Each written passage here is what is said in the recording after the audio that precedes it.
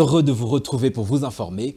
Voici les principaux titres de cette grande édition du journal sur Congo 26 Télévision. La République démocratique du Congo s'engage à élargir sa chaîne d'approvisionnement en minéraux pour promouvoir son secteur énergétique. Le président Félix Antoine Tshisekedi et le secrétaire américain en charge de la croissance économique, de l'énergie et de l'environnement ont échangé sur ce sujet en marge de la 79e Assemblée générale des Nations unies à New York. À Kinshasa, on parle de plus en plus du projet de construction d'une nouvelle ville à Maluku. Le gouverneur Daniel Bumba Lubaki a visité le site pour s'assurer de sa viabilité. Mais est-ce que c'est une nécessité dans le contexte actuel lorsqu'on semble ignorer les vrais problèmes de cette ville qu'il faut solutionner ? Et puis, ce bilan des opérations militaires conjointes FRDC armée ougandaise dans les traques des terroristes ougandais. Plus de 50 terroristes ADF ont été neutralisés entre avril et juillet 2024, selon le bilan rendu public par les deux armées. Mesdames, Messieurs, bienvenue. En marge de la 79e Assemblée générale des Nations unies à New York, la République démocratique du Congo s'engage à élargir sa chaîne d'approvisionnement en minéraux pour promouvoir son secteur énergétique. Voilà l'essentiel de l'entretien entre le président de la République Félix Antoine Tshisekedi et le secrétaire américain en charge de la croissance économique, de l'énergie et de l'environnement. Regardez. One is adopted.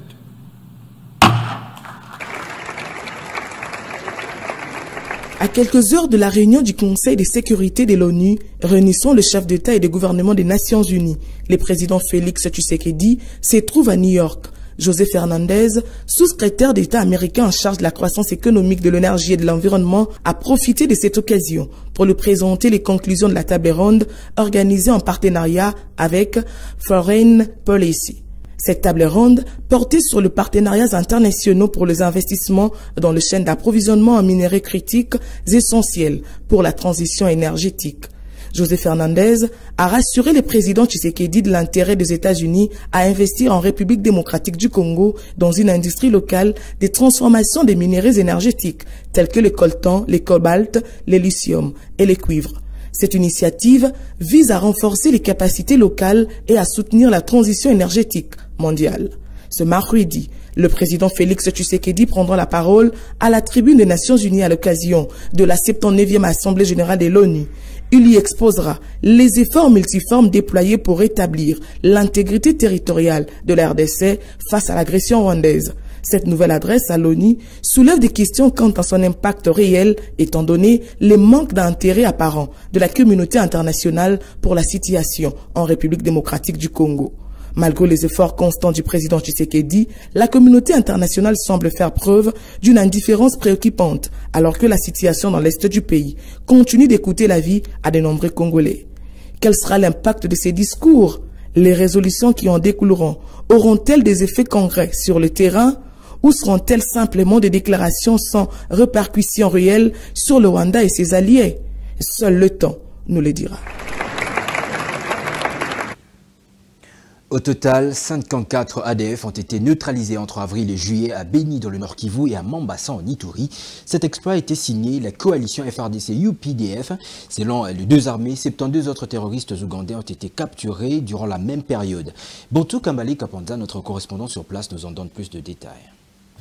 Je suis à UPDF FRDC, Jamboenu. L'information est contenue dans une dépêche du porte-parole du secteur militaire opérationnel Sokola et Grand Nord qui a été relayée à la presse dans la région de Beni. À Biakat, en territoire de Mampasa, le bilan des opérations est de 27 rebelles ADF tués, 37 capturés, 7 armes récupérées d'aussi AK-47 et EPKM, aussi une femme otage libérée. Par contre, à Béou Manyama, dans le groupement Batankimpa au territoire de Beni, 25 autres rebelles ADF ont été tués aux côtés de 35 capturés et 7 otages libérés, a indiqué le lieutenant-colonel Makazukai. La même source précise en outre que quelques leaders des rebelles ADF ont été arrêtés au cours des opérations qui sont en cours. Aussi, 3 épouses des leaders ADF d'Odifendu, Isma et Hassan ont été capturés et sont présentement entre les services compétents de la défense nationale. Il s'est de noter que la coalition FARDC UPDF en ces derniers temps intensifié des opérations de fouilles dans la profondeur des villages se trouvant dans la chefferie de Babila Babombiani Touring et les groupements Batankimba ou Aben au Nord Kivu. Dans ces agglomérations, des rebelles ADF auraient installé de nouvelles positions où ils se livrent aux tueries des civils, y compris les incendies des biens. Jeshi ya UPDF FARDC, jambo yenu.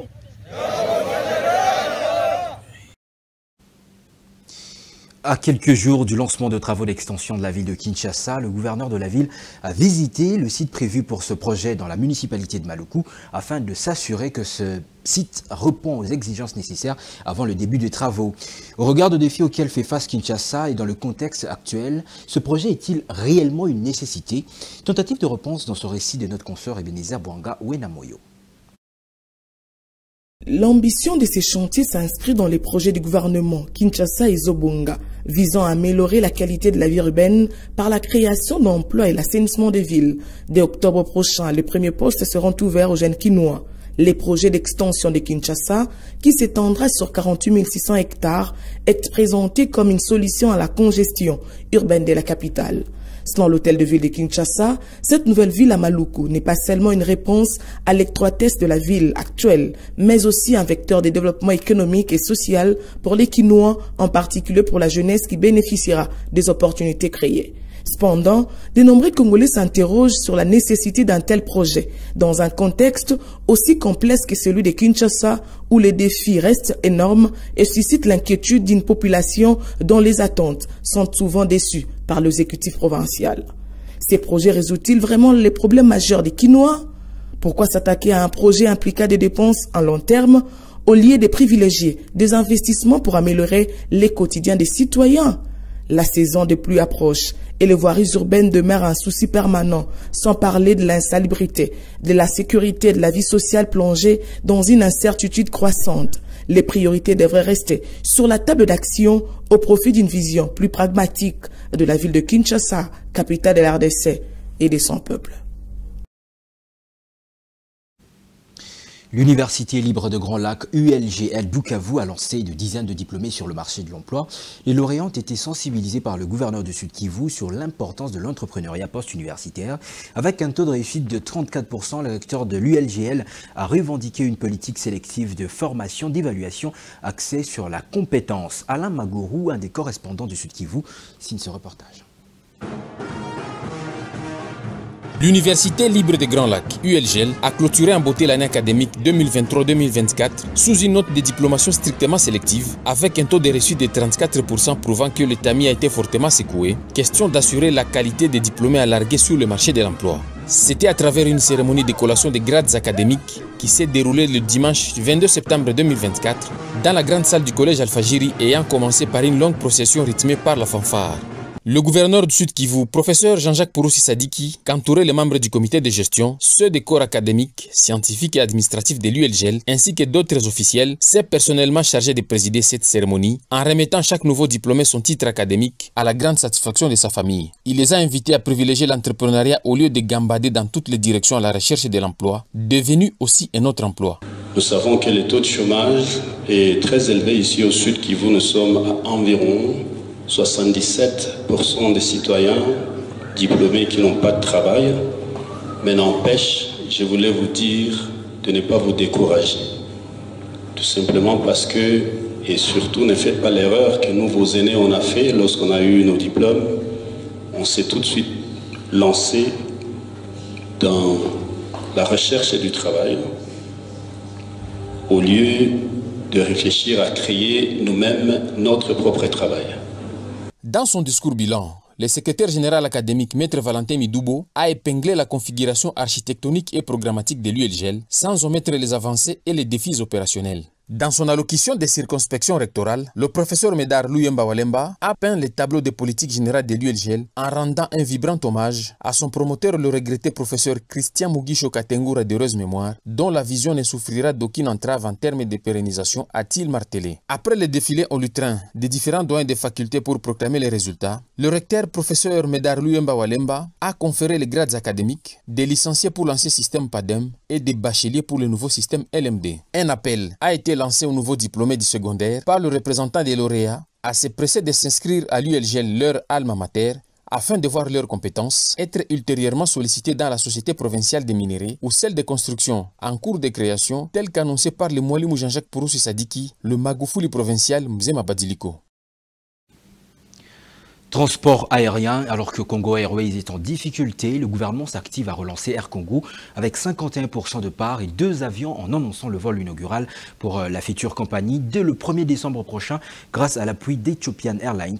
Ceci est l'une des résolutions prises lors du dernier conseil de ministres tenu le week-end dernier à la Cité de l'Union africaine par le président de la République.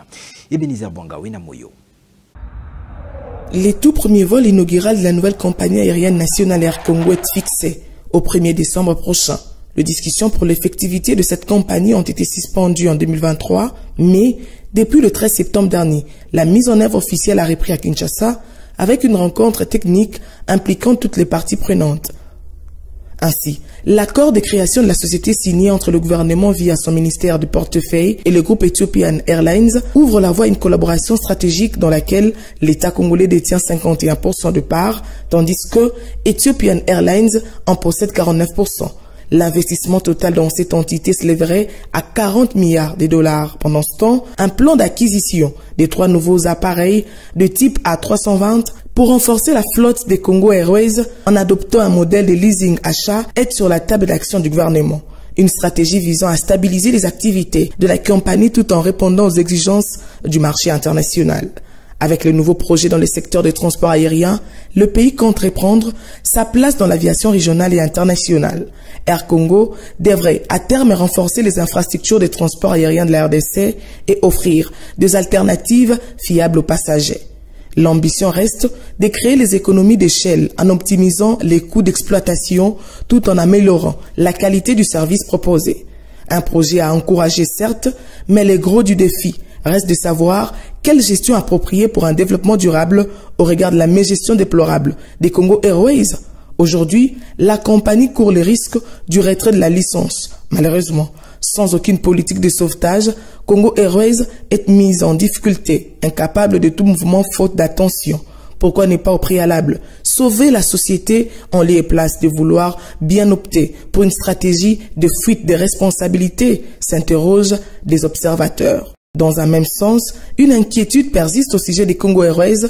Des appareils suffisent-ils pour garantir un travail décent aux employés et satisfaire la demande de la clientèle? Si la réponse est affirmative, les doutes persistent cependant face aux exigences du secteur, aussi à la préoccupation de savoir s'il s'agit là d'un plan de disparition programmée de la compagnie aérienne créée après la liquidation forcée de l'AC. L'État sera justement riche en réponse à ces propos. Toutefois, l'heure est venue de prendre des initiales salvatrices en amont pour éviter aux Congolais les pires. À Dungu territoire, dans la province de Haut-Uélé, nous sommes dans la partie nord-est de la République démocratique du Congo. Le Conseil territorial de la jeunesse a sensibilisé plus de 150 jeunes sur l'entrepreneuriat et l'intelligence financière. Détail avec notre correspondant sur place, Christophe Onzonono. La nécessité et l'importance pour les jeunes à s'engager individuellement ou collectivement à l'entrepreneuriat, gage du développement personnel et durable d'une part. L'éducation financière. Père Blaise Mbikoyesu, prêtre de l'ordre de Saint-Augustin, qui a échangé autour de l'entrepreneuriat, a encouragé les jeunes à être les créateurs d'emplois. Alors, l'exposé a encouragé les jeunes à ne pas seulement miser sur l'éducation la formation formelle, c'est-à-dire l'école, mais aussi à être créateurs d'emplois eux-mêmes. Donc nous encourageons vraiment les jeunes à se lancer dans le monde de l'entrepreneuriat et à ne pas vivre une vie vraiment frivole, une vie, je ne sais pas, c'est quoi, mais savoir quelles sont nos priorités pour le moment et qu'un jour nous allons grandir, nous serons vieux, nous avons besoin d'épargner. Benjamin Bakoué a martelé sur une bonne planification budgétaire en promouvant l'épargne et l'investissement.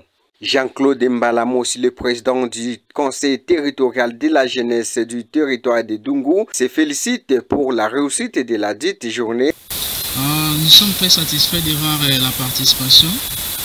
Notre objectif a été atteint et nous disons que cette formation ne va pas seulement être quelque chose qui doit être mis dans les tiroirs. Il faut que le participant puisse mettre ça en place. Pas de miracle pour l'association sportive Vita Club de Kinshasa et Saint-Eloi Lupopo de Lubumbashi. Les deux clubs congolais ont été éliminés à l'étape du deuxième tour préliminaire de la Coupe de la Confédération africaine de football, dimanche 22 septembre dernier, lors du match retour dans leur stade respectif. Carlos Lofaka Nzembo.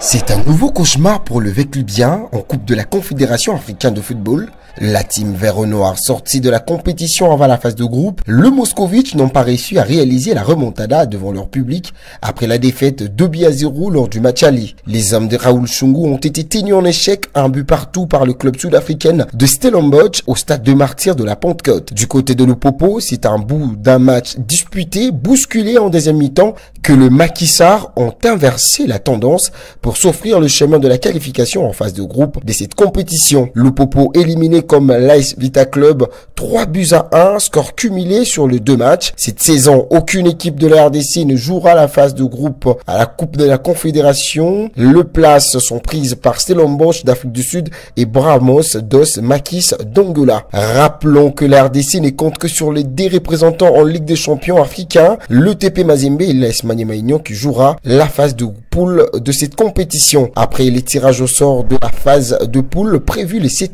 octobre 2024 au Caire en Égypte.